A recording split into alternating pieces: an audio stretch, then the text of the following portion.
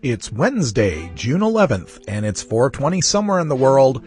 I'm your host, Radical Russ Belville. Produced and distributed by the National Organization for the Reform of Marijuana Laws in Washington, D.C., this is your NORML Daily Audio Stash, the growing truth about cannabis.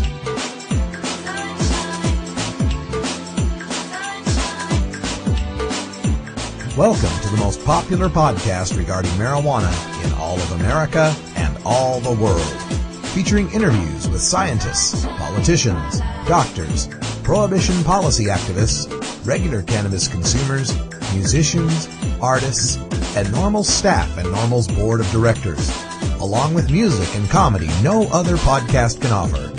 You can always find out more about the show at our website, stash.normal.org. and continue the education and conversation on our blog as well. We're ending marijuana prohibition with education, one listener at a time. The podcasting and blogging technology for the NORML Daily Audio Stash is provided by Red Aphid Interactive Media. Visit www.redaphid.com. Welcome to the Daily Audio Stash. Still chopping up some of the audio and video from the Aspen NORML Legal Seminar up in Aspen, Colorado this last weekend. Check out the special page I've set up. You can find it in the important stash link on the right side of the page at stash.normal.org. There's a link right there to our Aspen archive page. You'll find the full audio from all of the presentations as well as YouTube clips from the presentation. So if you weren't able to be in Aspen, this will be your way to learn what we learned while we were at the Aspen Legal Seminar. Coming up on today's stash, we're going to be playing for you the remarks of Alan St. Pierre, the executive director of NORML, as he identified all of the emerging issues for the cannabis community. It's a two-part segment. We'll play the first part, then we'll do our musical break, and then we'll get our second part for you.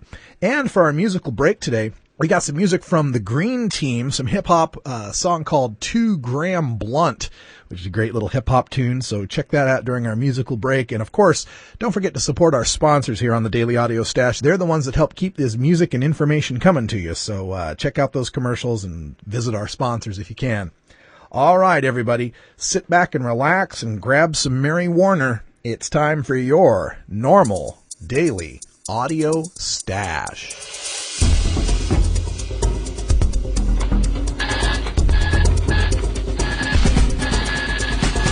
Now it's time to take a look at the latest stories about marijuana from news organizations across America and around the world in our NORML Daily Audio Stash, Hemp Headlines.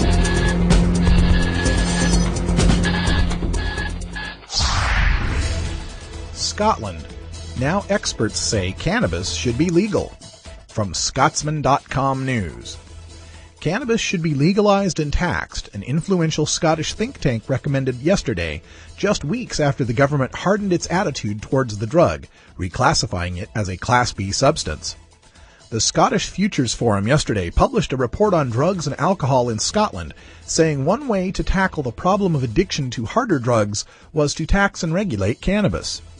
Forum Chairman Frank Pignatelli said studies of San Francisco, where cannabis is illegal, and the Netherlands, where it's decriminalized, showed that the idea was worth considering because it breaks the link with Class A drugs. In the Netherlands, only 17% of cannabis sellers were also selling drugs such as crack, cocaine, and heroin, while in San Francisco, it was more than 50%. The idea was one of several aimed at halving drug addiction in Scotland by 2025.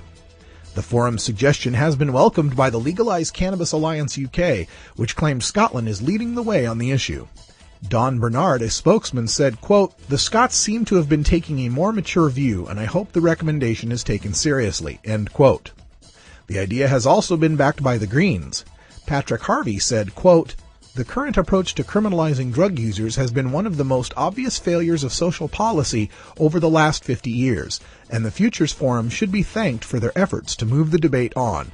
We broadly welcome their report," end quote. Yeah, see, the only way that marijuana is a gateway drug is that it takes you to the gate of the drug dealer who's also selling harder drugs. You know why scotch isn't a gateway drug? because there's no shelf full of cocaine next to it at the liquor store. When 1 out of 6 Dutch pot dealers offer hard drugs compared to 3 out of 6 San Francisco dealers, it becomes obvious that criminalization of cannabis is exacerbating hard drug use. Grand jury to investigate death of Rachel Hoffman. From ABC News.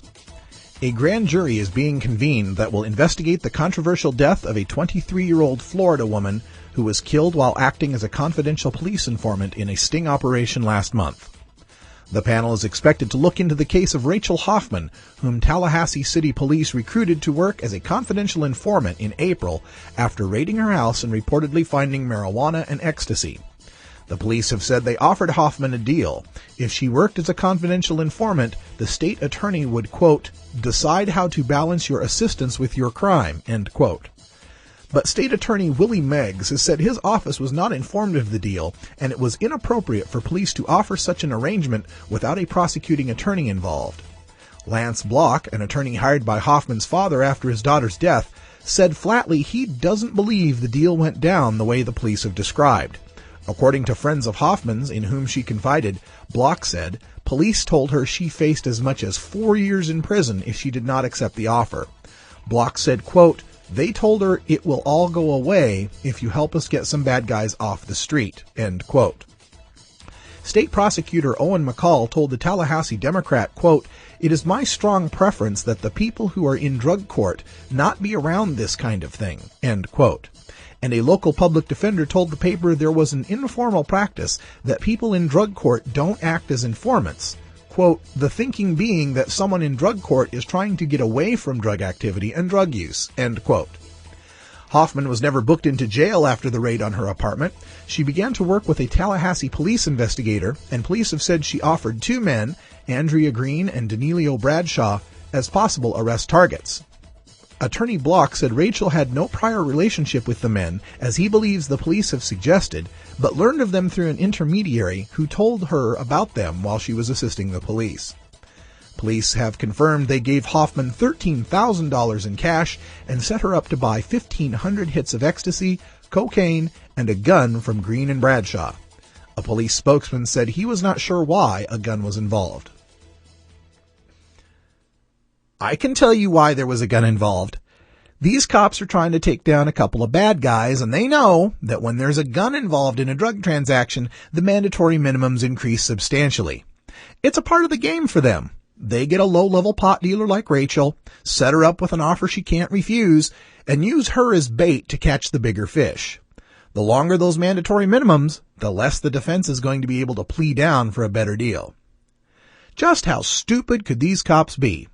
You're going to send a 23-year-old woman to some really bad news dealers with a history of violence on their rap sheets, and just out of the blue have her buy $13,000 in coke and X and a handgun. Nah, that wouldn't set off any red flags in a typical dealer's mind. Oregon County appeals concealed handgun versus medical marijuana decision.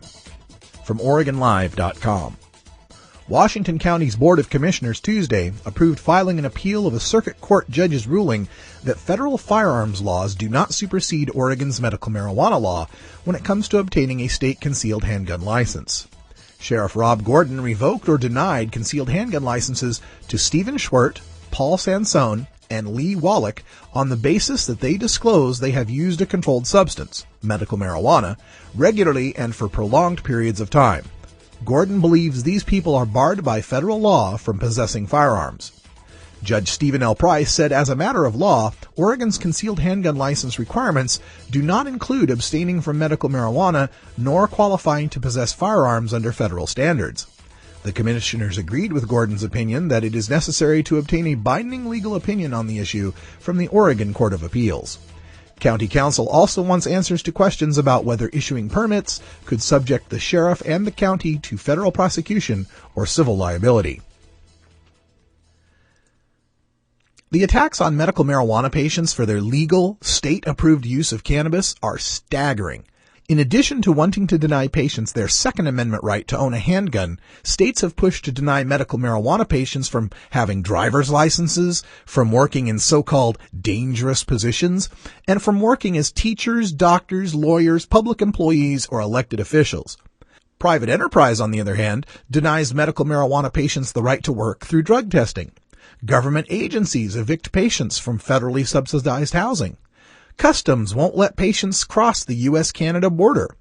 Divorce lawyers and child protective services will use a patient's medical marijuana use as a factor in determining the custody of patients' children. It all comes back to the criminalization of marijuana.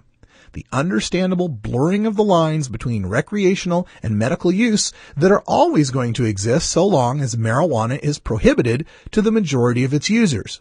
For there are much more powerful legal prescription drugs than cannabis. But nobody fears the Prozac patient owning a handgun, the Xanax patient working in a dangerous position, or the OxyContin patient having a driver's license. Marijuana is an addictive drug which produces in its users insanity, criminality, and death. Marijuana is the most violence-causing drug in the history of mankind. If the hideous monster Frankenstein came face to face with the monster of marijuana, he would drop dead from fright. Madness. My husband won't stop smoking pot in our home. This column was forwarded to me from Canada's Globe and Mail. It's from an advice column where a woman complains about her husband who won't stop smoking pot in the home. She's tried showing him all of the reefer madness health reports on cannabis, but he just won't stop. This paragraph is the one that really made me laugh. When it comes to the health detriments and/or benefits of marijuana, there's always been a thick wall of smoke dividing those on the pro side and those on the con. Pamela Stewart, a psychiatrist who works at Toronto's Centre for Addiction and Mental Health, says your concerns about your chronic condition and your children's pink lungs are founded. She explains, quote, "The problem is the tar. It's a respiratory contaminant, and it raises your risk for a respiratory disorder," end quote. She adds that cannabis these days is 20 to 400 times more potent than it was back in the day, and is therefore more addictive, and the withdrawal is worse. If that weren't enough, she says that kids whose parents smoke are more likely to take it up themselves, and that cannabis introduced early in adolescence is a risk factor for schizophrenia. How's that for a good whack of ammo against your hubby? Well, congratulations, Ms. Stewart. You've just discovered a cannabis strain that's 1,600% THC. Now, where can I get some? As we've debunked many times before, marijuana today may be at best twice as potent. Seizures of marijuana in the past were around 4% THC, and now they can get as good as 8% THC. Marijuana is not addictive in any serious gotta go to detox meaning of the word. THC helps combat the effects of tar on the lungs, and marijuana can be vaporized or eaten to avoid even that effect. And finally, the cannabis schizophrenia link in young teens is more pseudoscience that has yet to be proven.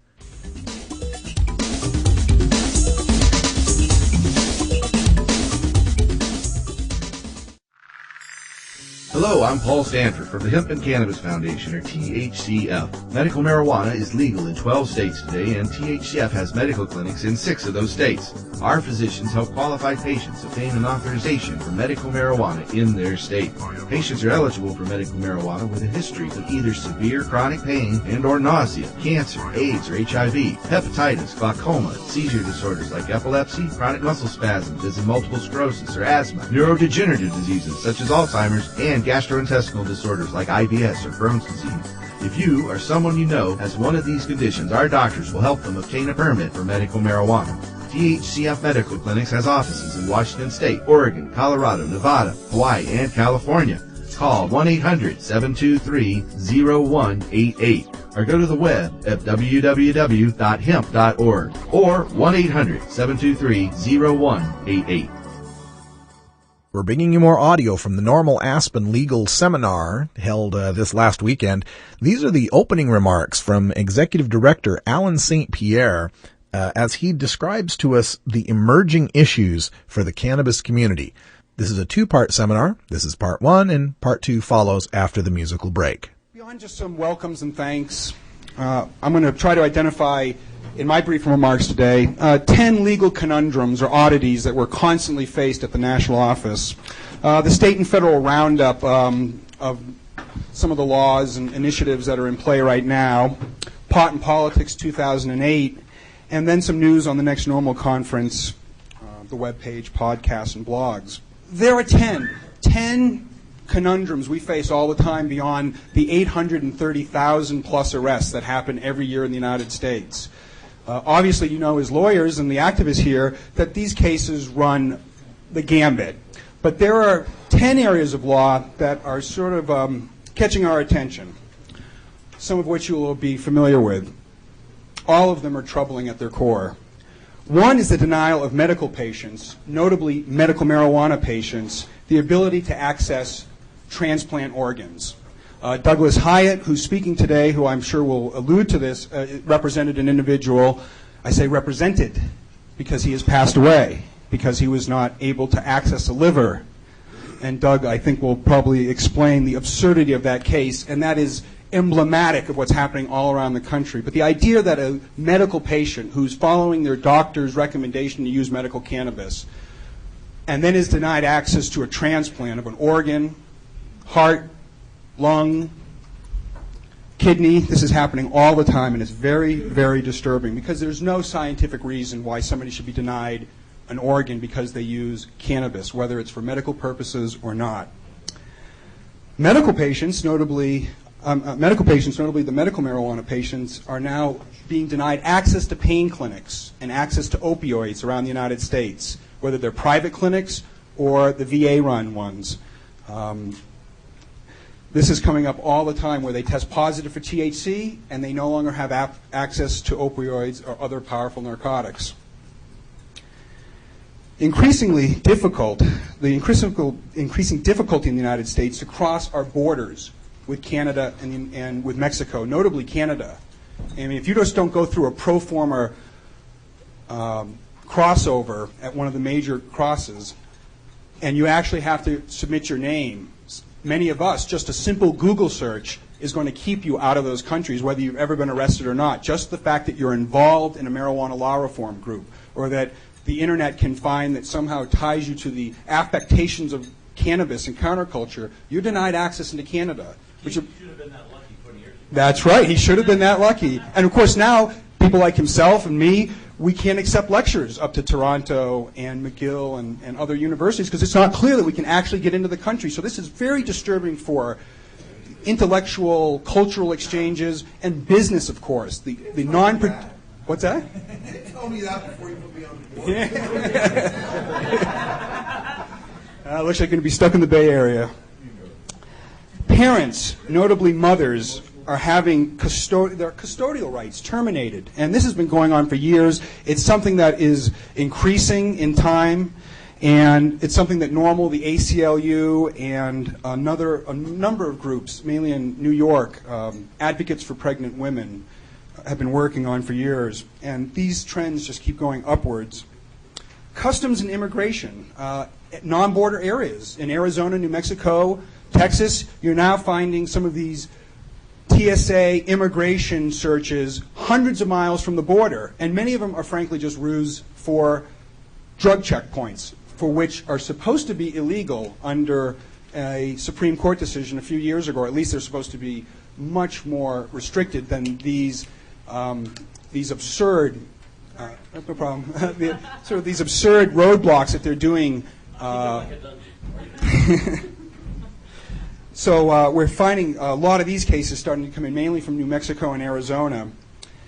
Now you're hearing a lot of non-citizens who get arrested, of course, in these crackdowns on illegal immigration, and they get before a court, and they're not allowed to even make motions. You have judges now saying, well, this is an illegal immigrant. They don't have any civil liberties. They can't put it forward any constitutional arguments.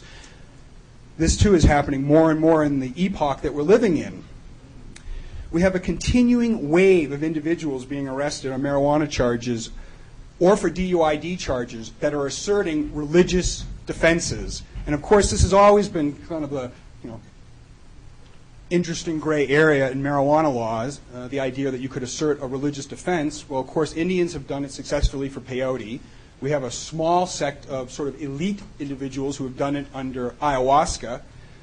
But from that Supreme Court decision a few years ago, it was pretty clear from the majority decision that marijuana would, in their view, never qualify to be a drug that would be used as a religious exemption. But I think most of us feel like that is something that should be litigated to the tilt. And but one of the things we found vexing is, and I'll name it by brand name, is the THC ministry in Hawaii, who sells $250 religious defense kits. So in the last 2 months, I've had 5 or 6 people around the country get arrested and contact NORML who are asserting their religious defense based on their $250 purchase of a kit from Hawaii.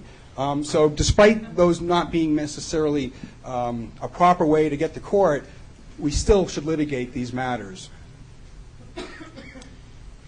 We have many of these cases.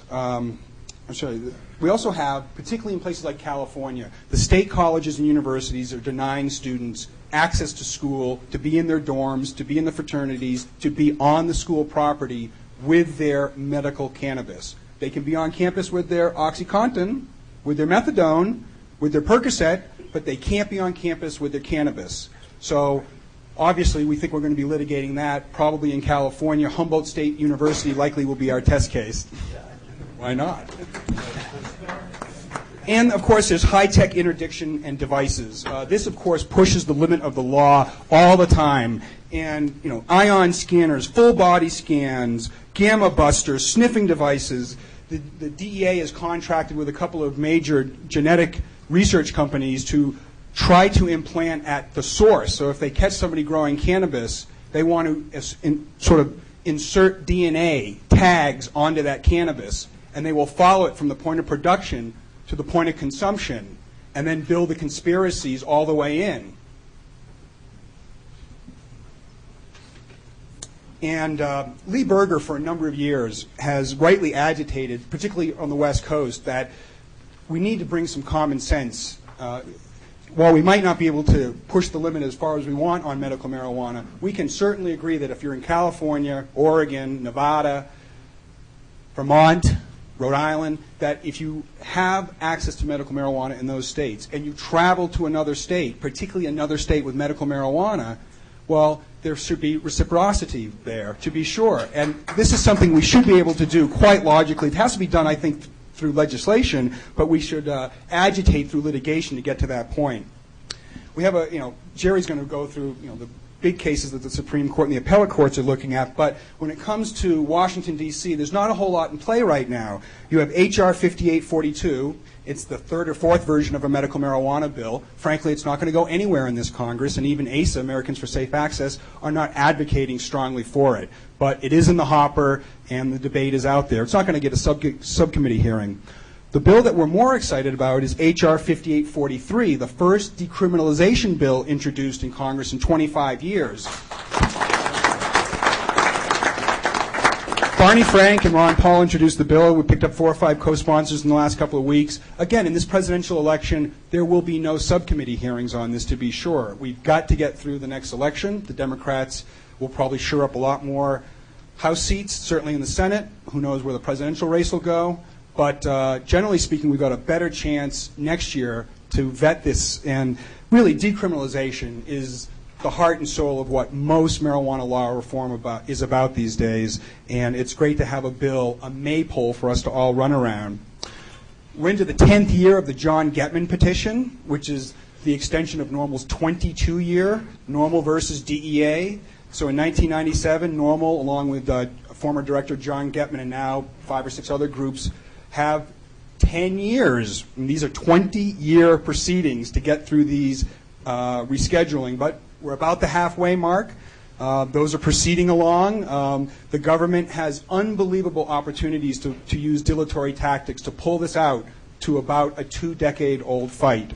Cannabis, pot, hemp. Just say no. No matter what you call it, it's a huge part of popular culture. Where'd you learn that, Cheech? Drug school. You don't need weed school. You just need a copy of the new book, Pot Culture, the A to Z Guide to Stoner Language and Life. Hey, this is great, man. Even if you never smoked marijuana. I never used marijuana. Sorry. Don't think you smoked marijuana. I experimented with marijuana a time or two and didn't inhale. Or you used to smoke marijuana. I inhaled frequently.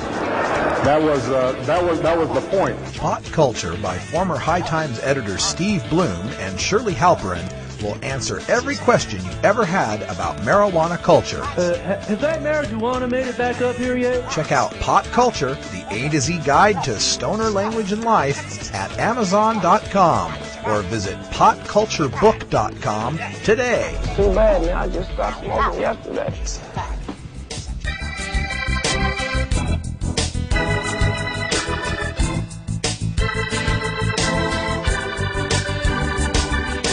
Here at the NORML Daily Audio Stash, we work hard to change our nation's marijuana laws through education and discussion. But we also take the time to relax and unwind with an eclectic mix of pod-safe music from many independent artists. We look for music that speaks to the growing truth about cannabis, or music that speaks to broader themes of freedom, liberty, social justice, equality, and protest.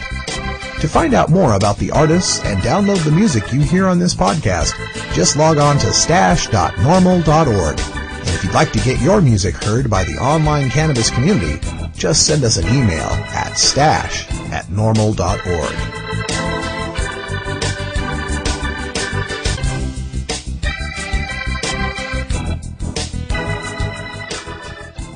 Laying a cool groove for our midweek stash, Green Team is here with today's musical hit, 2 Gram Blunt, featuring Populous. The Green Team is playing for the home team in Fresno, California, and these boys have been rhyming together for 4 years. Green Team members are Knowledge, Flick E, Nate D, and Tree Choppa, the man who rolls the 2 Gram Blunt. It must be a party when the Green Team hits the door. Check out their MySpace page for more music downloads, some cool poster downloads, and some more info on these West Coast rappers. Tree Choppa gets an invite to all my future parties. We've got all the links you need at our blog at stash.normal.org, where you can also get an MP3 download of this tune. It's Green Team with 2 Gram Blunt.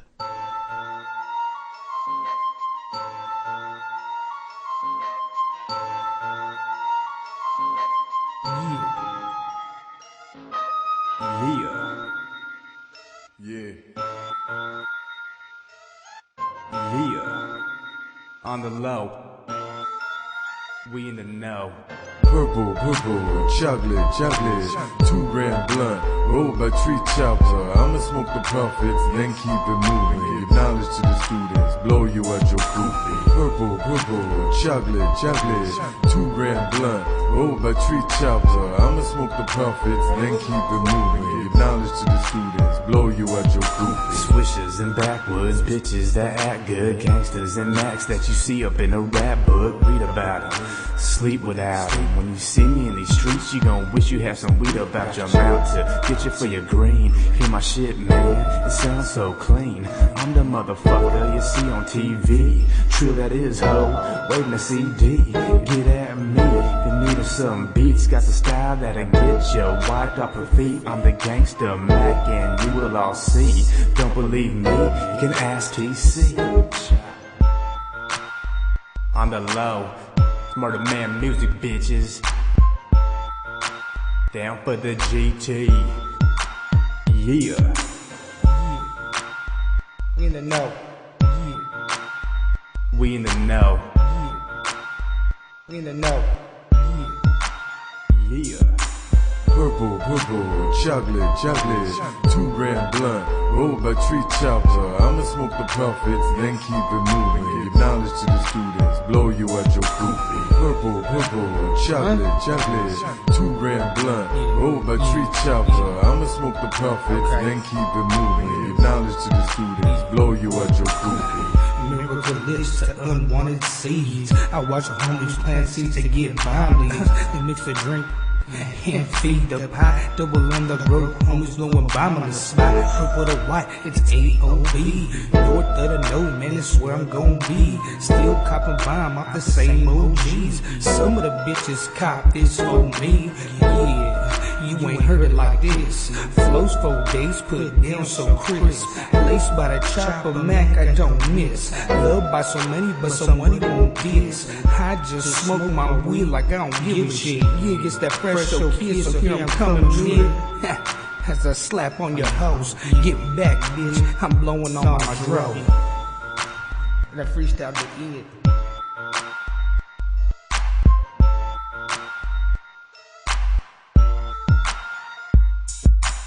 Purple, purple, chocolate, 2 gram blunt, rolled by tree chopper. I'ma smoke the profits, then keep it moving. Give knowledge to the students, blow you out your goofy. Purple, purple, chocolate, 2 gram blunt, rolled by tree chopper. I'ma smoke the profits, then keep it moving. Give knowledge to the students, blow you out your goofy.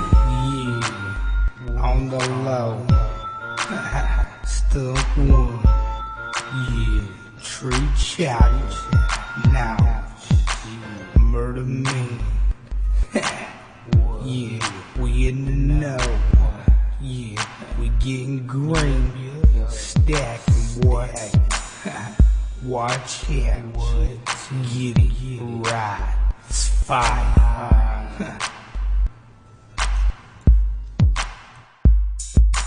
Purple, chocolate, 2 gram blunt, rolled by tree chopper. I'ma smoke the profits, then keep it moving. Give knowledge to the students, blow you out your goofy. Purple, chocolate, 2 gram blunt, rolled by tree chopper. I'ma smoke the profits, then keep it moving. Give knowledge to the students, blow you out your goofy. Purple, chocolate, 2 gram blunt, rolled by tree chopper. I'ma smoke the profits, then keep it moving. Give knowledge to the students, blow you out your goofy. Purple, chocolate, 2 gram blunt, rolled by tree chopper. I'ma smoke the profits, then keep it moving. Give knowledge to the students, blow you out your goofy.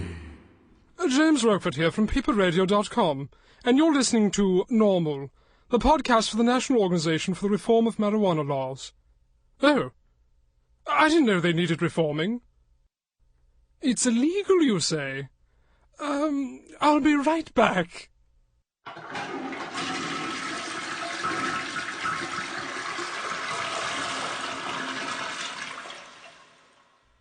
Sorry, I had to flush my goldfish down the toilet. What was this about marijuana? Oh well, now on with the show. The second half of the opening remarks of Executive Director Alan St. Pierre at the 2008 Aspen NORML Legal Seminar continues now. ASA, Americans for Safe Access, has something called a Data Quality Act challenge. It's kind of obscure. It was raised years ago in the environmental movement. It's never really been implemented effectively. It's never been used, but it was ideally set up, and I think everybody would agree that when government is going to implement a policy based on science, that it actually use real science and not bullshit, right? And so the environmental movement was able to get this DQA passed. It's never really been used, but ASA, quite smartly now, has gone before them and said, listen, with all this amazing scientific information about marijuana out there regarding medical marijuana specifically, the government needs to actually employ verifiable and credible data. And that is going on. That's now into its 3.5-year challenge. This summer we will go through what I call Hinchy-Rohrbacher Amendment 5.0. That will be the 5th time that the Hinchy-Rohrbacher Amendment will come up. That simply is nothing more than a spending amendment. We debate it every year. I personally think it's not a very good vehicle for reform. It's just essentially like a plebiscite. Last year, 162 members of the House voted for it. What it would do is stop the federal government, the DEA most notably, from spending federal dollars in states where there is medical marijuana laws on the books. And there's really no chance that it's going to pass. But it will be debated again. It'll be on C-SPAN. It'll be one of the few times the Congress actually talks about the issue of medical marijuana. And the Senate, by the way, has never even said the word medical marijuana. We have such a huge row to hoe in the Senate in the years to come. Michigan will, I believe, become the 13th or 14th state that will have medical marijuana laws. The polling and focus groups are excellent. It comes in usually between 58 and 65%, which is excellent. And it will have the most progressive laws in the Midwest, to be sure. It will certainly be the hallmark in the Midwest. Missouri, Illinois, Minnesota, and Ohio are all debating these, but Michigan, will lead the way likely on this.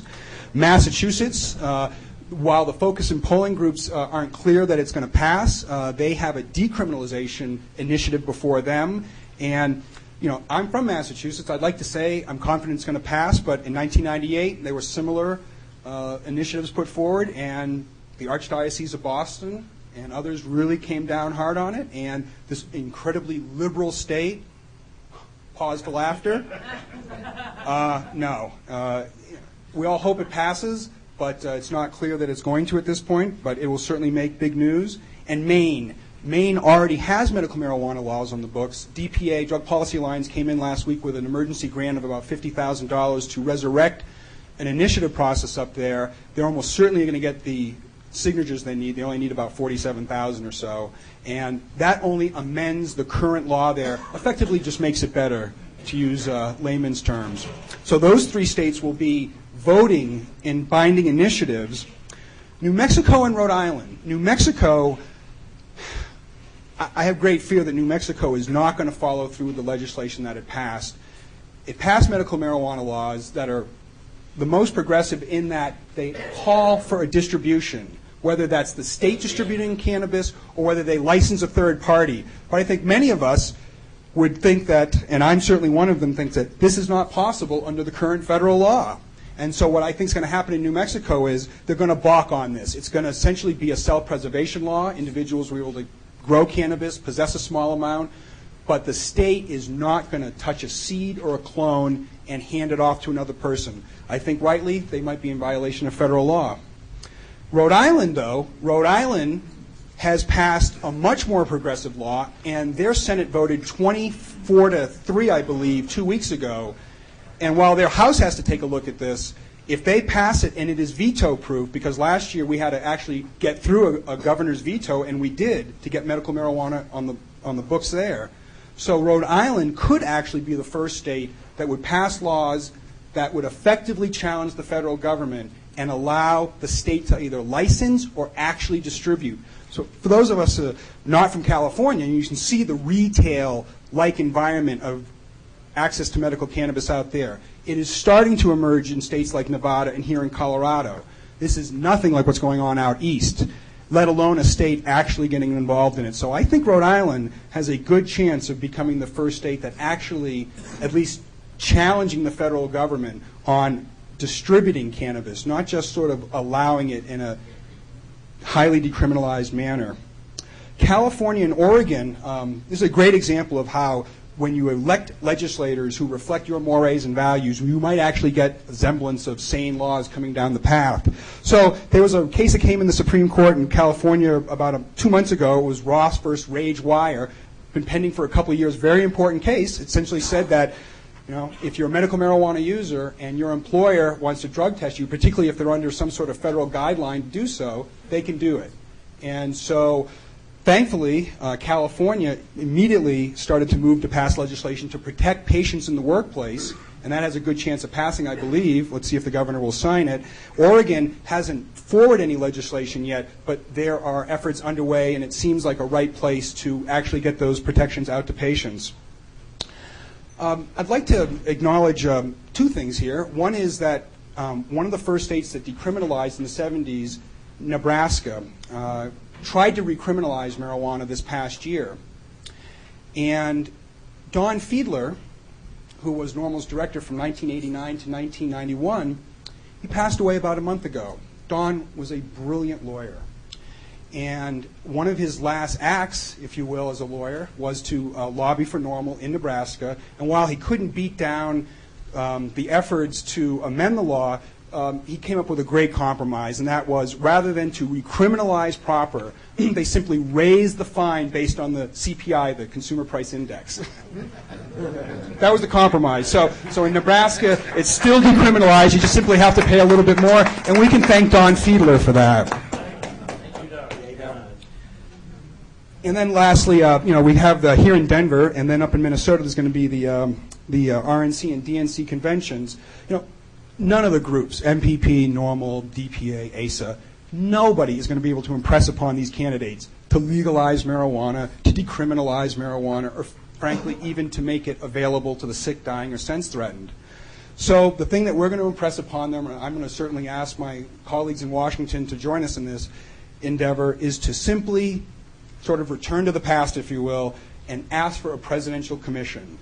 We know that the presidential commissions, just like every other major commissions ever convened on the topic of cannabis, always, all 14 of them since 1888, always say the drug should be decriminalized, if not legalized. So we'd like to give one of these two candidates, a couple-year pass on this. They can, just like Keith and others in 1970 agitated for the Schaefer Commission, and even though you can listen to Richard Nixon screaming at Governor Schaefer when he comes into the room to tell him that they want to advocate to decriminalize marijuana, of course Nixon said it was DOA. Well, Keith took that as a writ and went to all 50 states, and one of the reasons why 1/3 of the United States, the citizenry of the United States, live in a municipality or state where marijuana is decriminalized was because they took that as a writ and went to all 50 states and said, listen, you can deviate from the federal law. So even though I know it's terribly incremental, and it's boring, and it's not sexy, I think a presidential commission is what we're going to be asking for whoever wins this presidential sweepstakes. NORML's webpage is incredibly hot right now. I think back to all the years that NORML's been around, and we used to begin with running off newspaper and mimeographs, and then we moved to copying machines and fax machines. And today, roughly 35,000 people a day come to the NORML page. They download 1.5 million pages of information a day. 30,000 people a day listen to Russell's great podcast that comes off at 4:20 every day. We introduced, after the last NORML legal seminar meeting in December, Jerry Merritt and others really said, NORML should have blogs. And so we introduced blogs. The blogs have taken off. What we're going to do is introduce an NLC blog. And what I'm inviting you to do is to be part of this. It's a great thing for your business. It's a great way to get out intellectual information. And so we're going to be asking members of the NLC, 585 members of NORML's legal committee. When I joined NORML in 1991, we had 135 lawyers on the committee. Now we have almost 600. And so we're hoping that you'll join us in this publishing endeavor and reach out to these hundreds of thousands of people that read these blogs every day and week. We have a project that's going to come up, and I'm just going to allude to it. George will talk about it later in the day, George Rohrbacher. But on the 10th of October, the 20 millionth American will have been arrested on marijuana charges. And so we have some important components of an advertising effort here. We have the photograph of the very first person ever arrested for marijuana under federal laws, Samuel Caldwell. We know the date of the arrests. We know the 20 millionth arrest. And so we're going to be launching a campaign this summer to try to bring attention to the 20 millionth arrest. Now, of course, who cares, 20 millionth? That's such a round number. 17.5 million suck just as much. But for whatever reason, in our society, we try to gravitate towards these lovely round numbers. And lastly, the NORML conference this year, I just signed the contract, is October 17th through the 19th in Berkeley. We'll put out information in a couple of days about all the codes. For those of you who are lawyers who have never come to a NORML conference, please consider going. While seminars are great, the NORML conferences have 500 to 600 people there, and while the legal committee is a major component of it, matter of fact, Michael Stepanian came and gave us an incredible keynote speech last year, a great example of how the NLC is the horseshit and bubblegum that holds the organization together. Thank you for downloading the NORML Daily Audio Stash, the growing truth about cannabis. We are produced by the National Organization for the Reform of Marijuana Laws in Washington, D.C. Our executive producer is Alan St. Pierre. Our deputy director is Paul Armentano. Our webmaster is Brian Judy. And web production is provided by Red Aphid Interactive Media.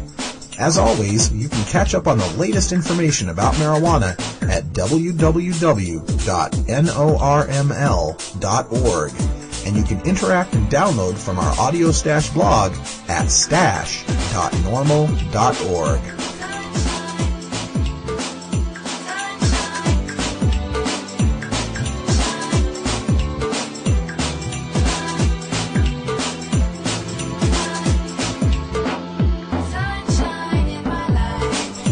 For everyone here at NORML, I'm your host, Radical Russ Belville, hoping all your harvests are bountiful and your encounters with law enforcement are non-existent. We leave you today with another one of our cannabis quotes, this one some reefer madness from back in 1931, according to Dr. A.E. Fossier from the New Orleans Medical and Surgical Journal. Quote, under the influence of hashish, those fanatics would madly rush at their enemies and ruthlessly massacre everyone within their grasp. End quote. Yeah, the old hash assassin myth. That's right. That's, never met a more dangerous or violent person than a marijuana smoker, huh? Anyway, I'm Radical Russ. Thanks for joining us for the podcast. We'll be back tomorrow with more news and more presentations from the NORML Aspen Legal Seminar. Until that time, take care of each other, tokers.